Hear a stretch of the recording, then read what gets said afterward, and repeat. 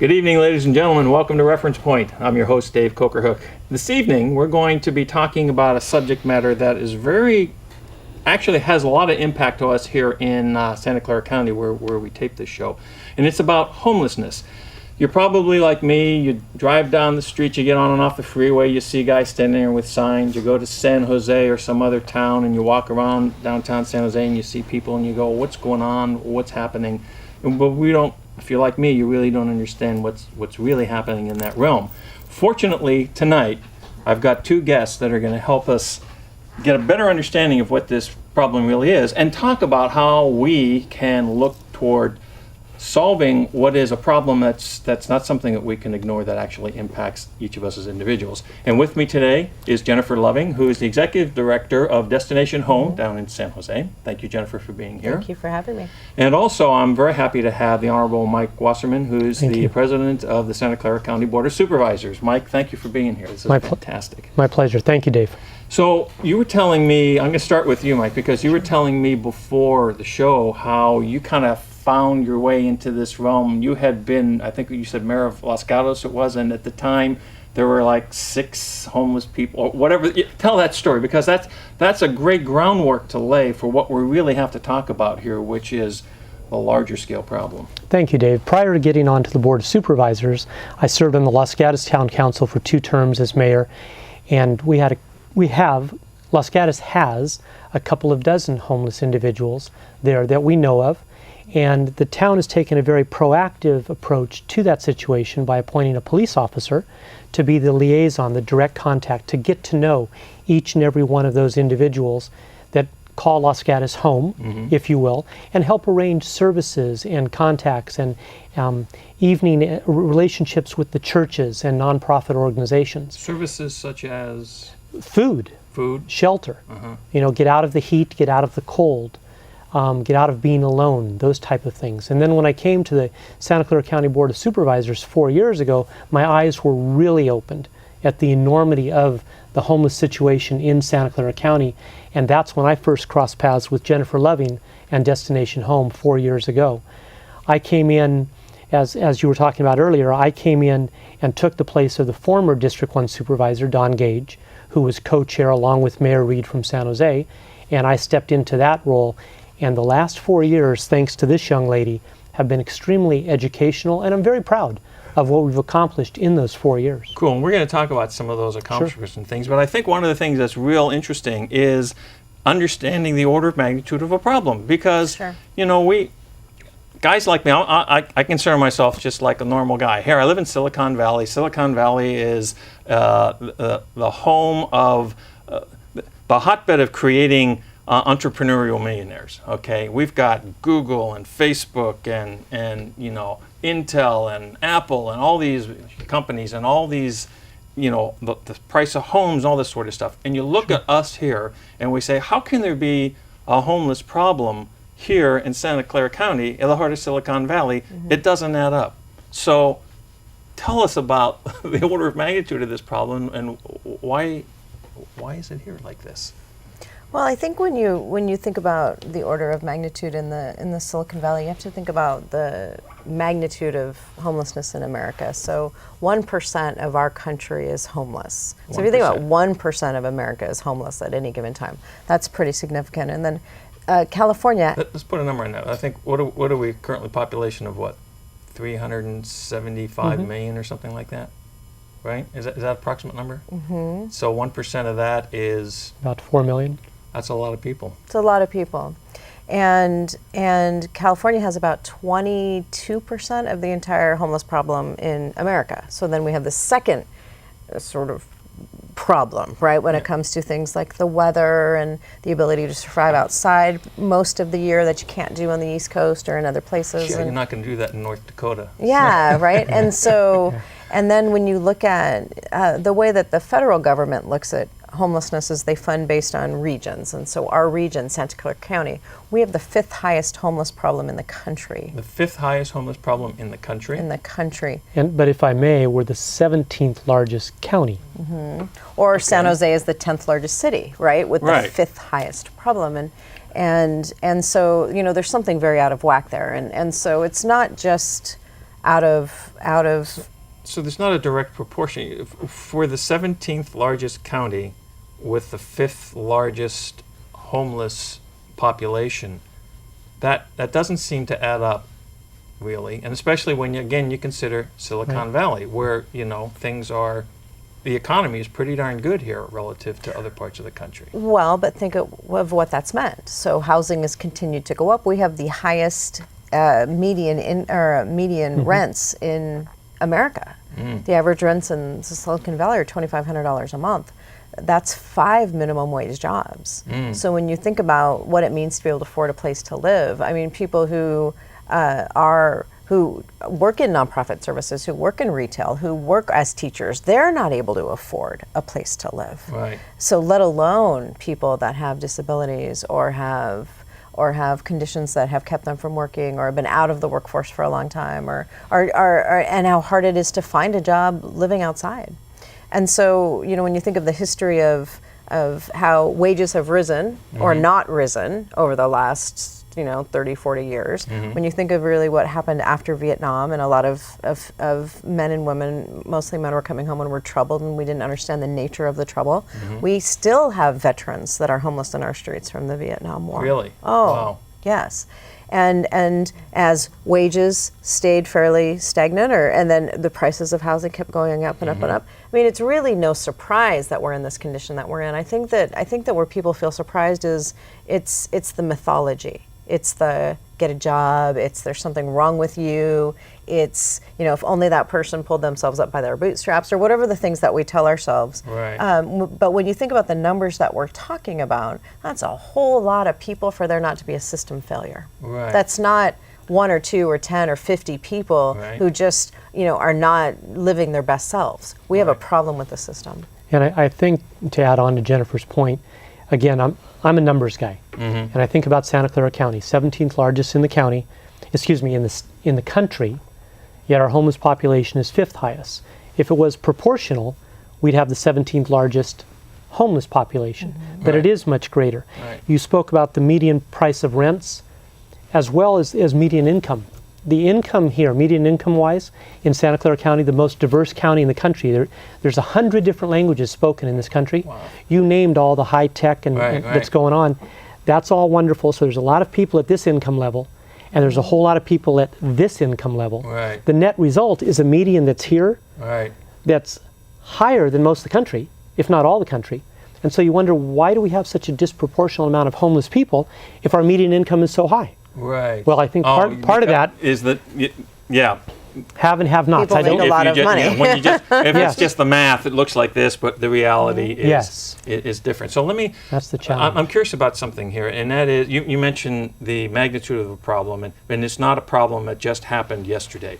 So when we look back, you talked about the Vietnam era, et cetera, but when we look back, if we go back maybe 5 years, 10 years, 15 years, has this become a more pronounced challenge in the last 5 or 10 years than it was 10 years ago? I mean, or I guess the way I ask is, as the county has grown and become the 17th largest county, has the population of homelessness increased more dramatically than you would expect, or is it kind of in lockstep? We're about proportionately where we were 10 years ago. Is that a reasonable question? It is a reasonable question, and what I would say is not all homelessness is created equal. So when you look at the universe of people who become homeless, there's a whole lot of people, often families, often parents with kids or single parents with kids who they experience some sort of a real traumatic event. They lost a job, they got sick. We went through a recession where they are homeless and they're homeless once, and they're able to resolve their homelessness with a little bit of help. And then there's a group of people who are severely mentally ill, have severe health issues, who have maybe criminal backgrounds, who have other sorts of disabling conditions that have kept them homeless longer, and that term is called chronically homeless. And so what we have is a rise in chronic homelessness. first of all, when we want to say we know how many people are homeless in our valley or even in our country, it's really a movable number because there's no real good scientific methodology here for counting homeless people. I mean, the Census Bureau isn't out there checking. But through Jennifer's leadership, Destination Home, it has been boots on the ground. In the 4 years I've been with the county, I have seen an ongoing effort countywide, numerous organizations, all under Jennifer's collaboration, that have come together to, for lack of a better term, register homeless people. So we can find and we can learn, where is this man, this woman, this child? What needs do they have? What mental issues do they have, etc. Getting them help. We can get into it more in our conversation, but the services that are provided through the county and through other organizations are very much targeted to the individual. And never before, at least to my knowledge, prior to the last 4 or 5 years, you're coming on board in Destination Home's involvement and the partnership with the county, never before have we reached out there and said, okay, who exactly are those people that are chronically homeless? There's the homeless, which I think is around 7,500 people, and those that have been determined to be chronically homeless, which is about 2,500 people. So I'm going to pose a question here that I think it's important to ask this question, and I'm not even sure I put it on the list of possible talking points, but I think one of the things that's critical here, the viewing audience needs to understand why we're doing this. So I need to ask this question: why should the general Joe and Jane, why should they care? What's important about this that makes it an issue that is not something that we can sweep under the rug? Sure. And I think that what Mike has been overly generous in referencing about the work that we've done over the last years has really been the work of hundreds of people of understanding that if we were not moving away the cause of homelessness away from a charity model, away from a red kettle and a blanket, into a dollars and cents argument, as I think the supervisor likes to put it, where we will not be able to distinguish this from any other of the many, many, many problems that we have in our country, right? And so for a long time we thought people don't want help. It's leaving that person under the bridge means nothing to us. We might as well just forget about them. There's a lot of other people who are maybe more deserving or need our help or something like that. And that's because we had never, nationwide, but locally, we've never really looked at data as the driving force to why we're making these decisions. And so what we learned over the last few years is that there has been other communities who have it's sort of ironic that we're in the Silicon Valley, right, and the hub of big data, but not being able to apply that to some of our most pressing social issues. And so how do we use data and understand what really is the problem? And it doesn't just mean how many people are outside, but it means what are the reasons that folks are outside, what's keeping them from being housed, what is the right intervention, and what do those interventions cost? So, for example, there's not a study in the nation that hasn't already demonstrated that for a cohort of homeless people, and that's not every homeless person, but for a cohort of homeless people, that there's a merry-go-round that we will never get off of jail, psych ward, hospital, ambulance ride, getting arrested, stay at a shelter, and it just goes on, and there's an overconsumption of these services. And these are very expensive. When you think about this, your tax dollars, it's my tax dollars, it's our public safety net that is there to help people that are in need. But there is a percentage of people that for the lack of the right response, which truly has been demonstrated as a place to stay, that they overconsume. So we're ending up spending thousands of dollars more in some cases on people than we would if we were able to help subsidize their rent. And I think that was really the aha moment that separated this problem from, let's just be honest, our world has a lot of issues, but if people don't want to care about the person under the bridge, they should want to stop paying for them. And and let me say, if I may, that was the aha moment for me. I came from where I came from, went from city government into county government. Jennifer just listed a number of different services, almost all of which the county provides. Okay, cities provide a little in the way of public safety, police versus sheriff, but everything else that she named, the mental health, the ambulance, the jails, et cetera, it's public defense, on and on, those are county services. So when I got in and met with Jennifer and others, and the city of San Jose has been a great partner with us as well, and there's many partners that Jennifer can tell you about, I got into, again, numbers. Right. And these are rough estimates, Dave. Sure. These are rough estimates, but roughly speaking, and again, we hadn't gathered the data. We hadn't done the research. We hadn't registered the people, followed and gathered the data. There was the county hospital, there was the sheriff's department, there was the jail, all these individual silos that had experiences and costs with the homeless population. Right. 25% of the homeless people use county emergency services 4 or more times per year. Wow. Just to give you a number. 4 or more times. When we were estimating costs, and I know she cringes a little bit when I give a number, but our data is coming in December, okay? But just estimating costs based on other municipalities and things like that, we estimated the average. Now again, you know the jokes about the average, if you take a man and a woman, what you end up with, Right. okay? So average is just that. The average chronically homeless person, we estimated it costing the taxpayers about $60,000 a year. $60,000. That's a the year. average. Wow. Average. Right. So you've got a person at 10,000, And you got somebody person else, right. 110,000. Because instead of the needing the average services is 4 60 times a year, they're needing it 8 times a year or because 12 of their or situation. 15 Right. mental issues. We've Right. had people with 300 emergency room visits in a year. Okay, but if There's I may, I want to interject something right here Okay. about this because I need to put a little. I want to put a little reality around it for the viewing audience too, from a standpoint of somebody like myself. My wife's a registered nurse. She worked in the emergency room a lot. Okay, I've had to go to the emergency room for particular situations. They ask for, what's your insurance? What can you do? Blah blah blah. If it's a private hospital and you don't have insurance, you're out of there. But if it's a county facility, they have to perform the service. Open but the doors. costs aren't any less there than they are someplace else. correct, we pay our doctors and nurses the same. The cost of getting in an ambulance and having an ambulance take you from where you had your accident to where, that's a lot of money. Yep. And the insurance companies have, so for Joe and Jane Doe, Dave and Kathy Cokerhook, we have our insurance plans, all that kind of stuff. That stuff comes where they get to pay a lot of it and we have to pay our percentage of it. And I think most people will have an understanding that they may have had an experience. Little Johnny fell and he broke his arm, so they go to the emergency room and here's this thing going on. And it costs money.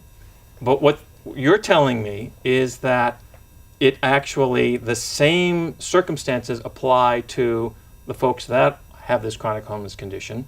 And who pays for it? Well, the rest of us do, because they don't have the wherewithal and they don't have the coverage to cover it. And you can't just leave them there. You got to take care of it. What you said is absolutely true, and here's the aha moment. So number one, we wanted to confirm what the average cost really is.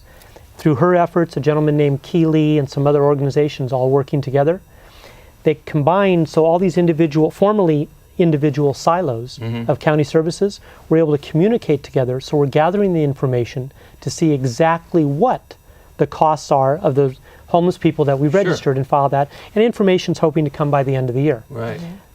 Along that same line, and we'll get into it more when you get into Destination Home, Housing 1000, the national program, everything else, is the cost of providing permanent housing for chronically homeless people. And we're tracking that cost as well. But ideally, if we're providing permanent housing for chronically homeless people, when we're all done and we've measured the cost before that and the cost after, we're hoping the cost of this new program is 1/2 to 1/3 the cost of what's going on right now. Right. And a little favorite slogan that she's heard way too many times, people ask me, I said, hey, we're doing the right thing and saving taxpayer dollars. Right. And it's very unique, Dave, to find a program such as They that. can do that. And it's not, and Mike is right, it's not every homeless person, but the trick is figuring out who those homeless folks are. Right. And we had not, as a county, ever linked all of our data records together before. attributed costs to these interventions as it relates to homelessness, and then understood pre and post housing costs. So that's what's happening right now. And going back over 7 years, over 115,000 homeless records that we're analyzing that go back over 7 years. It's being done through a third-party vendor that has done cost studies like this in LA and in other jurisdictions that are able to say that there's, as Mike said, sometimes, one half, 2/3, these massive gaps for a percentage of our homeless population where the only good solution then is to subsidize their housing over the long term. That doesn't mean people are living large or living in big fat homes, or it means that in micro units, 300 square foot units that are in ways that are very modest, but are still in the long run less expensive. And I want to talk a little bit about that more, what that actually means relative to if you have a place to stay, how that impacts some of the other things that you guys talked about. But I want to make sure that the folks at home know that two things. One is this conversation is evolving, and we're going to do 2 segments of Reference Point on this particular topic. So